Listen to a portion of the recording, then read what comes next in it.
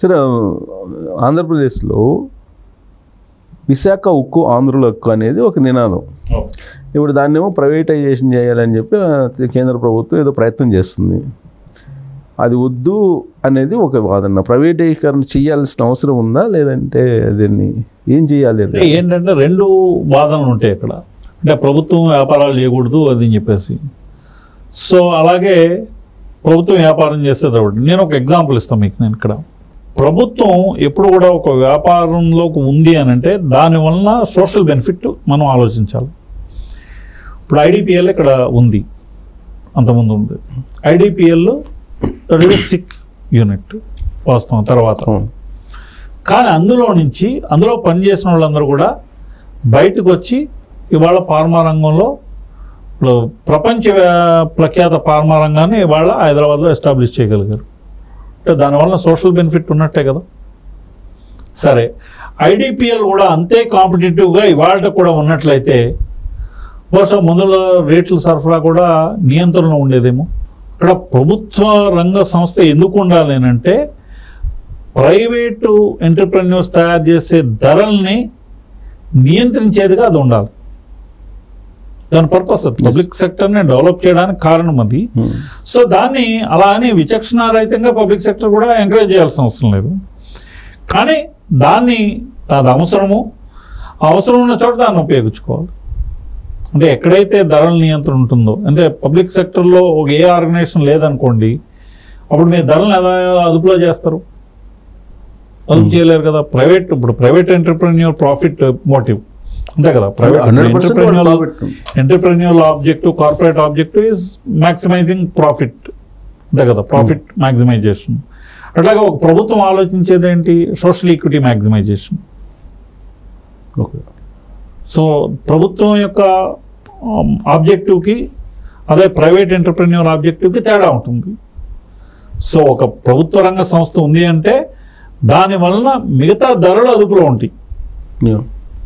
ప్రభుత్వానికి ఆదాయం రాకపోవచ్చు, ప్రభుత్వంకి ఒక్కోసారి లాస్లో కూడా నడుస్తుంది. కానీ దానివల్ల అది లాస్ వచ్చింది మూసేయాలంటే కూడా కరెక్ట్ కాదు. అంటే మీ పబ్లిక్ సెక్టర్ ఇంపార్టెన్స్ చెప్తున్నారు, సోషల్ ఈక్విటీ ఉండాలనేది. ఇప్పుడు విశాఖ స్టీల్ విషయంలో అక్కడ సోషల్ ఈక్విటీకి ఉపయోగపడేటువంటి పబ్లిక్ రంగ సంస్థగా మీకు కనిపిస్తుంది అది జరిగింది. అంటే దానికి ఓన్ మైండ్స్ లేవు కాబట్టి అది ఒక ఛాలెంజ్ దానికి. అదే కనుక ఓల్డ్ మైండ్స్ కొన్ని వాళ్ళకి ఇచ్చుంటే కనుక బహుశా అది కూడా సస్టైన్ అవుతుంది. సస్టైన్ అంటే ఏ ప్రాబ్లంకైనా సొల్యూషన్ ఉంటుంది నెంబర్ 1.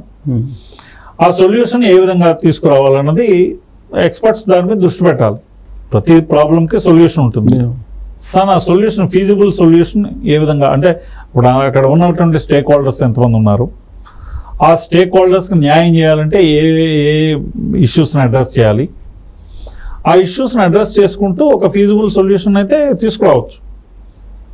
కానీ సెంటిమెంట్ని దాంట్లో ఎక్కువ ఇన్వాల్వ్ చేస్తున్నారు కదా. సెంటిమెంట్ అంటే అక్కడంటే దాని గురించి ఒక పెద్ద ఉద్యమం జరిగింది, అదొకటి. రెండోది దాంట్లో భూములు ఇచ్చిన వాళ్ళు ఉన్నారు, వాళ్ళకి కూడా మరి వాళ్ళ భూములు చాలా వాల్యూ ఉన్నాయి. మీరు ఒకసారి ప్రైవేటైజ్ చేస్తే మరి వాళ్ళకి వచ్చిన లాభం ఏంటి? వాళ్ళ దగ్గర భూములు మీ ఓ ప్రభుత్వ రంగ సంస్థ కోసం తీసుకున్నారు. ఇవాళ మీరు ఆ భూమిని ఒక ప్రైవేట్ ఎంటర్ప్రెన్యూర్కి ఇస్తే అతను కొన్ని కోట్ల రూపాయలకు అమ్ముకుంటున్నాడు అనుకోండి, మరి అతనికి కూడా పెయిన్ ఉంటుంది కదా ఆ భూమి ఇచ్చిన వాళ్ళకి. ఆ పెయిన్ ఎలా అడ్రస్ చేస్తారు? నెక్స్ట్ దాని మీద ఒక రాష్ట్రానికి వచ్చిన ప్రాజెక్ట్ పోతుంది, దాని మీద వచ్చేటువంటి ఆదాయం జిఎస్టీ ఆదాయం అయితే ప్రభుత్వానికి పోతుంది. మరి దీన్ని ఏ విధంగా కాంపెన్సేట్? ఇక్కడ సోషల్ ఇష్యూస్ కూడా ఉంటాయి. కొంతమంది ఉపాధి కోల్పోతారు. ఇప్పుడు ఉంటుంది స్టీల్ ఉంటుంది, స్టాక్ యార్డ్ ఉంటుంది, ఇది ఉంటుంది. దానివల్ల ఏంటంటే మీకు వ్యయం తక్కువ ఉంటుంది. ఇక్కడ ఉత్పత్తి జరుగుతుంది కాబట్టి ఆ పక్కన ఉన్న వాళ్ళకి ట్రాన్స్పోర్టేషన్ కాస్ట్ తక్కువ ఉంటుంది. అదే మళ్ళీ ఎక్కడి నుంచో కొని తీసుకుని వచ్చి ఇక్కడ అమ్మాలని అనుకోండి, ఆ ట్రాన్స్పోర్టేషన్ కాస్ట్ అది వినియోగదారుడి మీద కదా పడుతుంది. అందులోనూ ఇప్పుడు అమరావతి నిర్మాణం జరిగే ఈ టైంలో విశాఖ ఉక్కు పోతే గనక అది డెఫినెట్గా ప్రభుత్వం మీద కూడా, ప్రభుత్వం ఏదైతే ప్రాజెక్టుల నిర్మాణానికి వాళ్ళు చేసే వ్యయం మీద కూడా అది ప్రభావం చూపుతుంది. ఓకే. సో కాబట్టి ఇది రైట్ టైం కాదు దాని మీద ఇంకొంచెం. సో ఒక ఫైనాన్షియల్ ఎక్స్పర్ట్గా దాని మీద ఇంకొంచెం డెప్త్గా ఎన్నో అంటే ఇప్పుడు అమరావతి ఒక నిర్మాణం జరుగుతూ ఉంటే అది ఒక యాక్టివ్ పేస్లోకి వచ్చేటప్పటికి సిమెంట్ స్టీల్ యొక్క వ్యయం చాలా పెరుగుతుంది. అంటే ఇప్పుడు వచ్చిన స్ట్రక్చర్స్ అన్ని కూడా ఎక్కువ స్టీల్ స్ట్రక్చర్స్ ఇవే కదా. కొత్త నిర్మాణాలన్నీ కూడా కమర్షియల్ అంతా కూడా స్టీల్ స్ట్రక్చర్ తోటి చేస్తున్నారు. సో అలాంటి టైంలో సో దాన్ని అది ఉండడం ఆవశ్యకత ఉంది. సరే దానిలో ఏమైనా కొంత భూమిని అమ్ముతారా లేకపోతే దట్ ఈస్ డిఫరెంట్ ఇష్యూ. ఇప్పుడు మీకు అంటే ఇక్కడ ఏంటంటే under utilised assets, unused assets, ఈ రెండింటినీ ప్రభుత్వం అమ్ముకోవచ్చు, దాన్ని మానిటైజ్ చేసుకోవచ్చు. దేనికోసం? ఈ సంస్థ సర్వైవ్ అవడం కోసం. ఎందుకంటే దాంట్లో ఇంకా అదర్ స్టేక్ హోల్డర్స్ ఉన్నారు కాబట్టి. కానీ మొత్తం అమ్మడం అన్నది ఇది కరెక్ట్ కాదు ఇది కూడా. ఎందుకంటే దాన్ని అండర్ యూటిలైజ్డ్, అన్యూజ్డ్, ఈ రెండింటినీ చాలా ప్రభుత్వ రంగ సంస్థలు అవి ఉన్నాయి. యాక్చువల్గా వాటి గుర్తింపు జరగాల. ఆ గుర్తింపు జరిగి అలాగే సెల్ఫ్ సస్టైన్ చేయొచ్చు. ప్రతి ఒక్క పబ్లిక్ సెక్టర్ అండర్టేకింగ్ ఇవాళ సెల్ఫ్ సస్టైన్ జరుగుతుంది. కానీ చేయరు. జరుగుతుంది.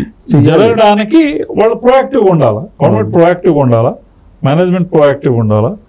ఉండి వాళ్ళని ఏదైతే అండర్ యూటిలైజ్డ్ అసెట్స్ ఉన్నాయో ఆ అండర్ యూటిలైజ్డ్ అసెట్స్ని మనం ఈ కాదు. కానీ గవర్నమెంట్స్ పరిస్థితి ఇప్పుడు అలా లేదుగా. మనం ఇద్దరు ఉన్నాము అనుకోండి, ఒక ఫ్యామిలీ ఇద్దరు ఉన్నారు, వాళ్ళకు మీరు 6 bedroom హౌస్ పెట్టారనుకోండి, అక్కడ అండర్ యూటిలైజేషన్ జరుగుతున్నట్టు. అంటే అంతమంది మెంబర్స్ అన్నా అక్కడ ఉండాలా మామూలుగా, లేకపోతే ఇది లేదు అదేదో పెద్ద స్థాయి ఉన్నవాడికైతే పర్వాలేదు, అది ప్రైవేట్ వ్యక్తికి ఓకే. బట్ ప్రభుత్వాలకు అలాంటి అన్యూజ్డ్ అసెట్ అనేది ఉండకూడదు, ప్రభుత్వాల దగ్గర ఉండకూడదు. ఇప్పుడు అంటే పబ్లిక్ సెక్టార్స్ని వీళ్ళంత వరకు వదిలించుకోవాలని ఉన్నారు. ఎగ్జాంపుల్ బిఎస్ఎన్ఎల్ని వదిలించుకోవాలనుకుంటున్నారు, ఎల్ఐసిని వదిలించుకోవాలనుకుంటున్నారు. ఇప్పుడు జియో కానీ, ఎయిర్టెల్ కానీ, లేకపోతే ఐడియా కానీ ఈ మధ్యకాలంలో వాళ్ళ టారిఫ్ని ఎంత పెంచారో మీకు కూడా తెలుసు. బిఎస్ఎన్ఎల్ పరిస్థితి ఏంటి సార్? అది కూడా ఇంతేనా, సేమా? వాస్తవంగా అయితే బిఎస్ఎన్ఎల్కి చాలా ప్రతి జిల్లాలో కూడా మీకు తెలుసు, ప్రతి టెలిఫోన్ ఎక్స్చేంజ్లనే మీరు చాలా చోట్ల చూస్తుంటారు. అవి చాలా పెద్ద బిల్డింగ్స్ ఉంటాయి, చాలా పెద్ద ఇన్ఫ్రాస్ట్రక్చర్ ఉంది, వాళ్ళకి పెద్ద ల్యాండ్ ఏరియా ఉంది, పెద్ద ఇన్ఫ్రాస్ట్రక్చర్ ఉంది. నెక్స్ట్ పెద్ద అంటే ప్రతి ఏరియాలోనూ వాళ్ళ టవర్స్ ఉన్నాయి. So there is a infrastructure. దాని ఇన్ఫ్రాస్ట్రక్చర్ చాలా పెద్ద ఇన్ఫ్రాస్ట్రక్చర్ ఉంది. మీకు మిగతా అంటే ఇప్పుడు చెప్పాలి అంటే కనుక కొన్ని వేల మంది ఎంప్లాయీస్ ఉన్నారు దాంట్లోనూ. అలాగే మీరు మిగతా జియో ఇవి చూసుకుంటే వాళ్ళు ఆప్టిక్ ఫైబర్ కేబుల్తో చుట్టుకుని వెళ్ళిపోయారు మామూలుగా రాష్ట్రం మొత్తం. సో టెక్నాలజీని వాళ్ళు ఉపయోగించారు. వీళ్ళు ఉపయోగించిన టెక్నాలజీకి వాళ్ళు ఉపయోగించిన టెక్నాలజీకి అంతరం ఉంది. కానీ ఇవాళ ఆ టవర్స్ మాత్రం ఇవాళ కూడా అది ఉపయోగపడతాయి అవి. సో దాన్ని కమర్షియలైజేషన్ చేయటంలో మనం చిత్తశుద్ధి చూపిస్తే కనుక డెఫినెట్గా అది వైబుల్ అవుతుంది, అందులో డౌట్ లేదు. ఉండాలంటారా? దాని అవసరం ఉంది ఖచ్చితంగా ఇప్పుడు ఉండే పరిస్థితులు అనిపిస్తుందా? అంటే ఇప్పుడు ఇంకా ధరలు నియంత్రణలోకి వచ్చినాయి కాబట్టి ఇప్పుడు అంత ఇది లేదు, ఎక్కువ ఎంటర్ప్రెన్యూర్స్ వచ్చారు కాబట్టి. కానీ ఏంటంటే అది అలా ఉన్నంతసేపు ఒక విధమైనటువంటి కంఫర్ట్ లెవెల్ ఉంటుంది. ఎందుకంటే వీళ్ళు కార్టెల్ ఫార్మ్ అవ్వకుండా ఉంటారు. అదర్వైజ్ ఒక అది మొత్తం పోయింది అనుకోండి, బిఎస్ఎన్ఎల్ అన్నదే లేదనుకోండి, అప్పుడు ప్రైవేట్ ఎంటర్ప్రెన్యూర్స్ మీద నియంత్రణ ఎక్కడ ఉంటుంది? ఉండదు కదా. వాళ్ళు అప్పుడు ఇష్టం వచ్చినంత పెంచుతారు, కార్టెల్ ఫార్మేషన్. అప్పుడు వాళ్ళు చెప్పిందే మీకు వస్తుంది కదా.